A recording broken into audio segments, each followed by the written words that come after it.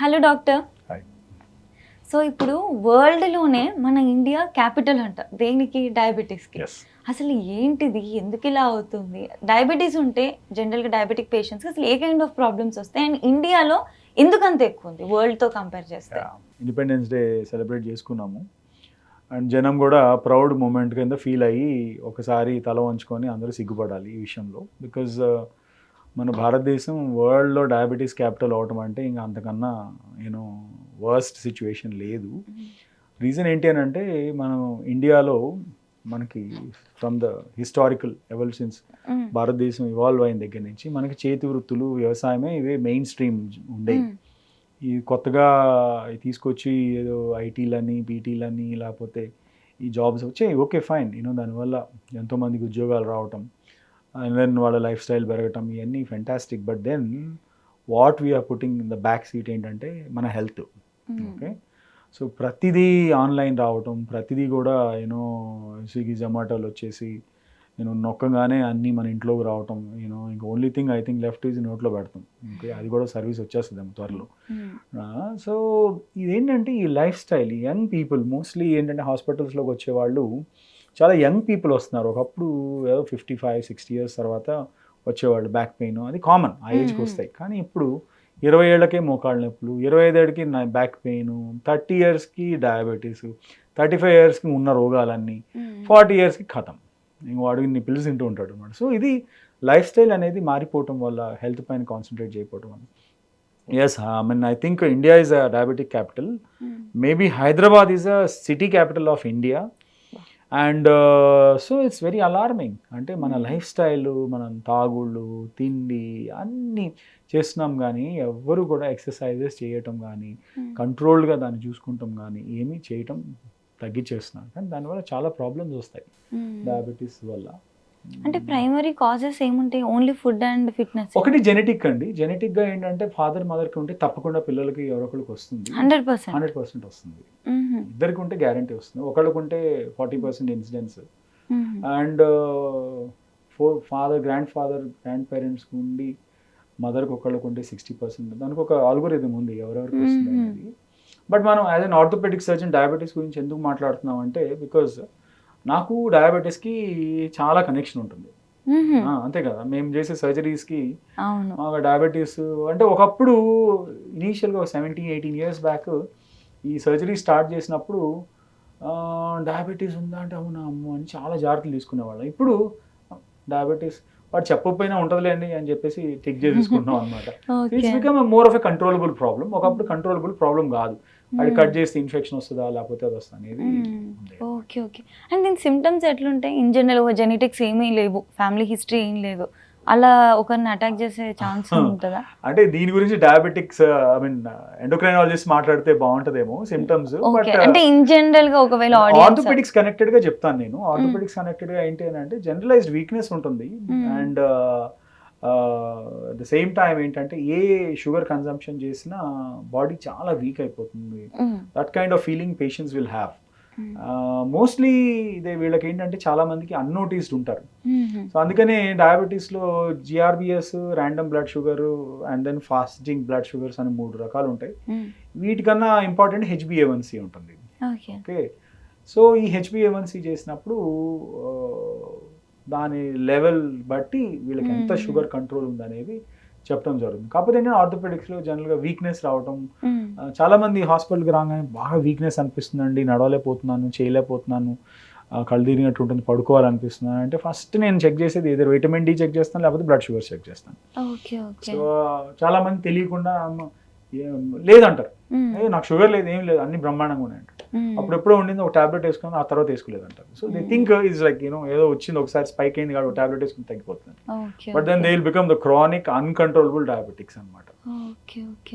So ఒకప్పుడు మీరు surgeries చేయాలి అనుకున్నప్పుడు బోన్ సర్జరీ తీసుకునేవాళ్ళం, ఇప్పుడు ఏమీ లేదు, వెరీ నార్మల్, ఎవరు ఏం భయపడాల్సిన అవసరం లేదు. 400 తో వచ్చినా నెక్స్ట్ సర్జరీ చేయొచ్చు మేము. Okay okay. ఎందుకంటే ఇప్పుడు as a said that for a reason అది కూడా పోయేది కాదు. ఇప్పుడు ఇందాక మనం మాట్లాడుకున్నప్పుడు 100 kg ఉన్నాడు, నెక్స్ట్ వారం సర్జరీ అంటే వాడు 20-30 kg దగ్గర ఆడలేడు కదా. అంటే అలాంటప్పుడు దానికోసమని ఒక 6 నెలలు వెయిట్ చేయలేము, లేకపోతే ఒక సంవత్సరం వెయిట్ చేయలేము కదా. వెయిట్ చేయటం అంటే నేను వెయిట్ చేయగలను, కానీ వాడి పెయిన్ తో వాడు వెయిట్ చేయలేడు కదా. అవునవును. ఇప్పుడు మీరు మాట్లాడిన ఎగ్జాంపుల్ తీసుకుంటే వెయిట్ తో వచ్చిన వాళ్ళకి ఇలాంటి కాంప్లికేషన్స్ ఉన్నప్పుడు ఏ కైండ్ ఆఫ్ అడ్వాన్సెస్ ఉన్నాయి? వెయిట్ అంటే వెయిట్ అనేది ఇండివిజువల్ గా క్యారీ చేయడానికి వాళ్ళకి భారం, కానీ యాజ్ ఎ సర్జన్ నాకేం ప్రాబ్లం లేదు.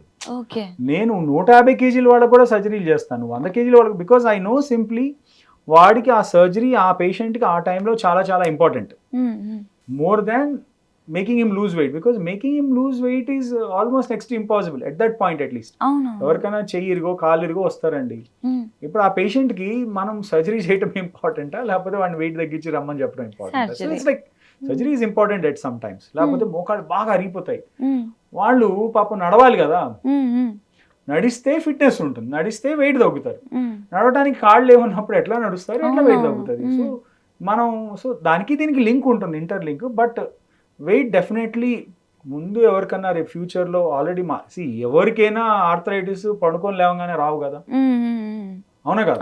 It's a gradual process. ఒక 5 నుంచి 6 సంవత్సరాలు పడుతుంది, ఒక 10 సంవత్సరాలు పడుతుంది. ఆర్థరైటిస్ ఎర్లీ స్టేజెస్లో ఉన్నప్పుడు మనం వెయిట్ ఎక్కువ ఉన్నాం అనుకునే వాళ్ళు ముందు concentrate on your weight. Okay, diabetes ఉంది అని అనుకున్నప్పుడు డయాబెటిక్ కంట్రోల్ తీసుకురావడానికి తెచ్చుకోండి. ఎస్, వూండ్ హీలింగ్ ఇష్యూస్ ఉంటాయి డయాబెటిక్స్లో, మేము కొంత రిస్క్ తీసుకుంటాం. బట్ ఏం చెప్తాము, షుగర్ని కంట్రోల్లో పెట్టుకోండి, ప్రాపర్ ఫుడ్ తీసుకోండి, లేకపోతే వాకింగ్ చేయండి, ఇవన్నీ కూడా మేము we give instructions to them. So ఆ ఇన్స్ట్రక్షన్స్ ఫాలో అయ్యి చేయించుకునే వాళ్ళు బెటర్ అవుట్కమ్ ఉంటుంది. ఎవరు ఫాలో అవ్వకుండా హెవీ వెయిట్ 150 కేజీల వాళ్ళు కూడా చేస్తాము, నడుస్తారు కొన్ని రోజులు, కొన్ని సంవత్సరాల తర్వాత వాళ్ళకి ఫెయిల్యూర్ అయిపోతుంది అనమాట. ఇందులోనే ఈ సబ్జెక్ట్లోనే దానికి ఏమైనా అడ్వాన్సెస్ ఉన్నాయా వెయిట్ లాస్? దానికి ఉన్నాయి కదా, ఇప్పుడు మోంజారో అని, సెమాగ్లూటైడ్ అని, ఇవి అని, దీని గురించి చాలా కాంట్రవర్సీస్ ఉన్నాయి. ఒకటి ఏంటి అని అంటే, anything comes from American pharmaceutical companies అంటే చాలా కాంట్రవర్సీస్ ఉంటాయి ముందు. ఓకే, రిమెంబర్ ఏంటి అని అంటే, వాళ్ళకి ప్యూర్లీ మన FDA అని మొత్తం ప్రపంచం మొత్తానికి రూల్స్ అయితే పెడతారు, FDA అప్రూవ్డ్ అంటారు. మనం ఇండియాలో ఏమైనా తయారు చేస్తే కూడా మన ఇంట్లో కూర వండుకుంటే ఇంకోటి సర్టిఫై చేసినట్టు, అది బాగుందో లేదో అనేది. సో ఈ FDA కంట్రోల్ ఉంటుంది, కాకపోతే చాలా డ్రగ్స్ రిలీజ్ చేయటం, దాని నుంచి సైడ్ ఎఫెక్ట్స్ రావటం, చనిపోవటం, ఇవన్నీ కూడా జరిగినాయి యూఎస్లో. ఒక 40,000 లాసూట్స్ ఉన్నాయి ఇప్పుడు మొజాంబిక్ పైన. 40,000 పీపుల్లో ఎంతోమంది చనిపోయారు కూడా, 5,000 మంది చనిపోయారు. ఆ డేటా బయటికి రానియరు. కాకపోతే అడ్వాన్స్డ్ డ్రగ్స్ వచ్చినాయి, సేఫ్ డ్రగ్స్, అవి కూడా మన డాక్టర్స్ చాలా కేర్ఫుల్గా కాషియస్గా వాడుతున్నారు. సో ఇప్పుడు మాత్రం మంచి రిజల్ట్స్ వస్తున్నాయి. నాకు almost last maybe 6 months 1 year more than ఒక 10-15 మంది పేషెంట్స్ 30-40 కేజీలు తగ్గిపోయి బాగా స్లిమ్ అయిపోయి, అండ్ దెన్ సర్జరీస్కి రావటం, వాళ్ళ అవుట్కమ్ కూడా మారటం జరుగుతుంది. డాక్టర్, ఇంకొక డౌట్ ఏంటి అంటే, సర్జరీస్ చేసేటప్పుడు మెయిన్గా డయాబెటిక్ పేషెంట్స్ ఉంటే వూండ్ హీలింగ్ అనేది చాలా స్లో ఉంటుంది. అలాంటప్పుడు మీరు ఏ కైండ్ ఆఫ్ జాగ్రత్తలు? అది చెప్తున్నాను కదా, మాకంటూ స్పెసిఫిక్ ఏం అవసరం లేదు, బికాజ్ మేము purely depend on antibiotics resistance create చేస్తాయి. సో వూండ్ హీలింగ్ మాకు డయాబెటీస్ అనేది ఇష్యూ కాదు, షుగర్స్ కంట్రోల్లో పెట్టుకోమంటాం. సో కాబట్టి that's no more an issue. But అది జాగ్రత్తగా కంట్రోల్లో పెట్టుకుంటే మంచిదే. మెయిన్గా నీ రీప్లేస్మెంట్ చేస్తున్నప్పుడు ఇన్ఫెక్షన్స్ కూడా అవుతాయి కదా, చాలా. అది అసలు ఎందుకు అవుతుంది, ఎట్లా క్యూర్ చేస్తారు, ఏంటది? సర్జనే కారణం. సో బేసికలీ సర్జరీ కనుక సర్జన్ సరిగ్గా పర్ఫామ్ చేయక, సరైన ఎన్వైరన్మెంట్లో పర్ఫామ్ చేయకపోతే ఇన్ఫెక్షన్ ఫస్ట్ అటాక్ చేస్తుంది. సో మెయిన్ రీజన్ సర్జనే ఉంటాడు ఇన్ఫెక్షన్ వస్తే. ఎందుకంటే ఇంకోటి కూడా చెప్తాను, ఎందుకు సర్జనే రెస్పాన్సిబుల్ చేస్తున్నానంటే, ఒకవేళ ఒక పేషెంట్కి ఇమ్యూన్ సిస్టమ్ తక్కువ ఉండి వాళ్ళకి ఓన్ హీలింగ్ ప్రాబ్లమ్స్ ఉన్నాయి అనుకుంటే సర్జనే కేర్ తీసుకోవాలి ముందు నుంచి. మీకు ఈ ప్రాబ్లం ఉంది అని చెప్పి ఆ ప్రాబ్లమ్స్ని, డయాబెటీస్ ఎక్కువ అన్కంట్రోల్ ఉంటే కంట్రోల్ చేసుకొని అవి చేయటం చాలా చాలా important. Second, of course, human immunity అంటే వాళ్ళ ఇమ్యూనిటీ తక్కువ ఉంటే కూడా ఈ ప్రాబ్లమ్స్ వచ్చే అవకాశం ఉంటుంది. సో కాబట్టి ఐ ఆల్వేస్ టెల్ ఇన్ఫెక్షన్ వచ్చింది అంటే ఫస్ట్ సర్జరీ రెస్పాన్సిబిలిటీ తీసుకోవాలి. ఓకే, దాన్ని క్యూర్ చేయడం అంతా చేయొచ్చు, బట్ చిన్నదని కాదు, ఒక్కొక్కసారి వస్తే కాలు వెళ్ళిపోతుంది. అమ్మో, ఇంకా ఒకసారి బోన్లోకి ఇన్ఫెక్షన్ వెళ్ళిపోయిందంటే ఇంకా అది 1 సంవత్సరం 2 సంవత్సరాలు పడుతుంది. ఒక్కొక్కసారి ఇంప్లాంట్ తీసేసి సిమెంట్ స్పేసర్ పెట్టి మళ్ళీ వాడి ఇమ్యూన్ సిస్టమ్ ఇంప్రూవ్ చేసి యాంటీబయాటిక్స్ పెట్టి 6 నెలలకి ఇంకొక సర్జరీ చేసి నరకం. సో అవి కూడా జరుగుతాయి. ముందు నుండి హెల్తీగా ఉండడమే చాలా బెటర్. హెల్త్ ఈజ్ వెల్త్ అని ఎందుకు అన్నారు? ఆరోగ్యమే మహాభాగ్యం. ఈ రోజుల్లో ఇంకా యాప్ట్ అది. మీకు ఎంత భాగ్యం ఉన్నా ఆరోగ్యం సరిగ్గా లేకపోతే మొత్తం భాగ్యం అయిపోయి జీరో అయిపోతారు. ఓకే ఓకే ఫైనల్ క్వశ్చన్ ఏంటి అంటే నేను ఒక దగ్గర విన్నాను, ఇది నిజమా కాదా కూడా నాకు తెలియదు, మనం వేసుకునే ఫుట్వేర్ కి డయాబెటిక్స్ కి సంబంధం ఉంటుందా? మీరు చెప్పలేదు, ఎవరు వేసుకోలేదు actually. So it is true, మీరు నిజం. అబద్ధం కాదు, ఇది నిజమే. ఆహా. ఈ పెద్ద పెద్ద ఫుట్వేర్ షాప్స్కి వెళ్ళి ఎప్పుడు చూసినా మీ అమ్మాయిలు ఎక్కువ కొనుక్కుంటూ ఉంటారు. ఫ్యాషనబుల్ షూస్, ఇంత పొడుగు స్టిలెట్స్ అని, లేకపోతే వెడ్జెస్ అని, అవని ఇవని. ఒక స్టడీ జరిగింది, నేనే ఒక స్టడీ చేశాను యూకేలో ఉన్నప్పుడు. Footwear and then problem with diabetes. ఇంకోటి కూడా డయాబెటీస్ కూడా కనెక్షన్. అసలు ఎలా? ఫుట్వేర్ సరిగ్గా వేసుకోకపోతే డయాబెటీస్ వస్తుందా? ఎస్. సరైన ఫుట్వేర్ వేసుకోకపోవడం వల్ల డయాబెటీస్ ఇన్సిడెన్స్ ఈజ్ అరౌండ్ 18%. అంటే మన పెరిఫరల్ సర్క్యులేషన్ ఏదైనా కానీ, బ్లడ్ సర్క్యులేషన్ కానీ, ఇన్సులిన్ రెగ్యులేషన్ కానీ, it all depends on nervous system and also neurovascular system అంటే వాస్కులర్ సిస్టమ్. ఎప్పుడైతే సరైన ఫుట్వేర్ లేదు, సర్క్యులేషన్ ఎప్పుడైతే ఎఫెక్ట్ అవుతుందో దానివల్ల ఏంటంటే బ్లడ్ ఫ్లో అనేది కొన్ని చోట్ల బ్లాక్ అయిపోవటం, అండ్ దెన్ నర్వ్ స్టిమ్యులేషన్ అనేది సరిగ్గా లేకపోవటము, న్యూరోజెనిక్ ఇష్యూస్ నుంచి స్టార్ట్ అయ్యి దెన్ ఆల్రెడీ డిపెండెన్సీ ఉన్న వాళ్ళకి డయాబెటీస్ ఇన్సిడెన్స్ అనేది ఒక పబ్లిష్డ్ పేపర్ కూడా ఉంది. So proper footwear, the alarming study ఏంటి అంటే ప్రపంచంలో 67.3% మంది కరెక్ట్ ఫుట్వేర్ వేసుకోవట్లేదంట. ఓకే, అంటే సింప్లీ బికాజ్ మీరు షాప్కి వెళ్తే ఎన్ని సైజులు ఉంటాయండి? 100 సైజులు అయితే ఉండవు కదా. మన ప్రపంచం పాపులేషన్ ఎంత? 4 బిలియన్ ఇప్పుడు.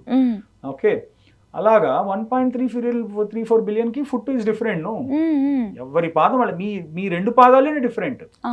మీరు మెజర్ చేసుకోండి కరెక్ట్, ఇది ఒక 2 mm ఎక్కువ ఉంటుంది, అది ఒక 2 mm ఎక్కువ ఉంటుంది, తక్కువ. అలాంటప్పుడు ఏ ఒక్క కంపెనీను ఏ ఒక్క మనిషికి ప్రాపర్ ఫుట్వేర్ అనేది తయారు చేయలేదు. వన్. సో దాన్ని బట్టి మనం దొరికిన సైజ్ వేసుకుంటాం, దాంతో మనం వాకింగ్ చేస్తూ ఉంటాం. సో కాబట్టి ప్రాపర్ ఫుట్వేర్ అనేది ఓన్లీ 20% మంది లక్కీగా వాళ్ళ సైజ్కి ఆ ఫుడ్ సరిపోతుంది కాబట్టి వేసుకుంటారు. అదే మిగతా వాళ్ళకి it is not suitable. So దీన్ని మరి ఎట్లా చేయాలి, how to come out of it?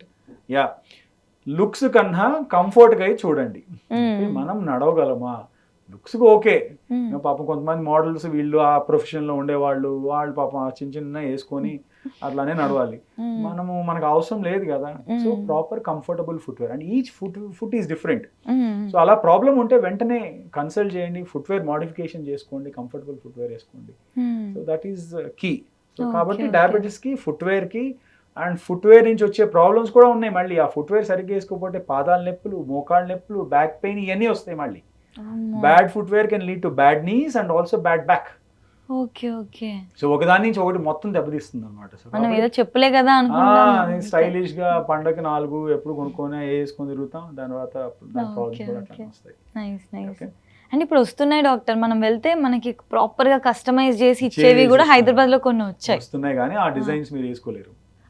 Designs చాలా మామూలుగా ఉంటాయి, బట్ మేబీ లేదా పెద్ద అబ్బాయిలకి ఏం పెద్ద ఫ్యాషన్ అక్కర్లేదు కాబట్టి అమ్మాయిలకి కావాలి కదా, వాళ్ళకి మీరు ఎంసీఆర్ చెప్పులని ఉంటాయి, మేము చెప్తాం వేసుకోమని. వెళ్ళి చూడండి ఒకసారి ఎప్పుడన్నా, జీవితంలో మన ఫుట్వేర్ వేసుకోరాయి. పాపం ఆ రోడ్ల పైన బెగ్గర్స్ వాళ్ళు వేసుకుని తిరుగుతా అలా ఉంటాయి MCR footwear. Functionally good, but then మనం లుక్స్ కే ఇంపార్టెన్స్ ఇస్తాం కదా ఎప్పుడైనా. So that is the problem. Definitely doctor, చాలా మంచి విషయాలు చెప్పారు. Yeah, thank you so much doctor.